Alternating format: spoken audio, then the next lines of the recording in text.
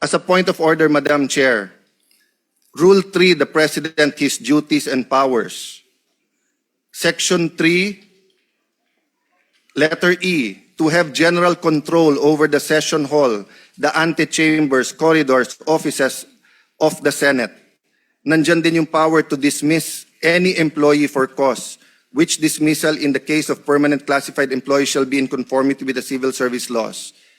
I agree, let's not put the burden on the employees, but now it's a matter of conscience. Ladies and gentlemen of the Senate, you know the law.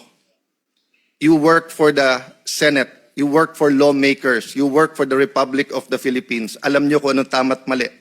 Dun sa hindi nakakasiguro, let me read you the rule. Section 1, the Senate shall elect in the manner provided, hereafter provided, a president pro tempore, a secretary, a sergeant at arms. These officers shall take their oath of office before entering the discharge of their office, their duties. Section 2, the officers of the Senate shall be elected by a majority vote of all its members. All its members, 13 po ang kailangan.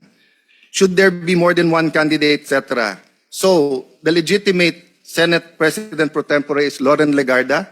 Our Senate Secretary is Jose Luis Montales. Sabi po sa Section 4C, pwedeng magkaroon ng acting if, in the event of resignation, hindi po ako nag-resign. In the event of removal, tinanong ko sa mga kapatid natin sa media kahapon, did they remove us yesterday? You need a vote of 13 to remove us. Am I dead? Death. I don't think I'm dead.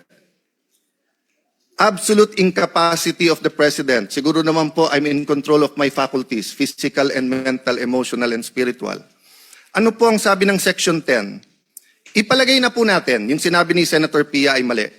Ipalagay na natin na yung katahimikan ng lahat ng mga dean ng mga law school ngayon, na sunod-sunod ang kanilang manifesto, pero kahapon tahimik silang lahat dahil alam nilang mali at hindi malturo sa kanilang mga estudyante. Sabihin nyo na po, sabihin nyo na tama yung kahapon. Ano sabi ng Section 10? The term of office of the President pro tempore, the Secretary and Sergeant at Arms, shall begin upon their election and shall end when their successors shall have been elected. Nahalal na po ba yung kapalit ko? Yung nag-press con po kanina, nahalal ba siya bilang Senate President? Hindi po. Siya mismo nagsabi, naghihintay pa sila ng 13. So, ladies and gentlemen, we will continue to function. Hindi po kami makapag-away, hindi po kami kapit-tuko, walang violence sa aming mga buto. Pero ipaglalaban namin ang Pilipino, ang konstitusyon at ang katotohanan. So may I invite all senators to join us in this hearing and succeeding hearings. The credibility of the gentlemen in front of us will be tested. So dun sa nagsasabing hindi totoo ang kanilang sinasabi, pumunta na po kayo dito ngayon.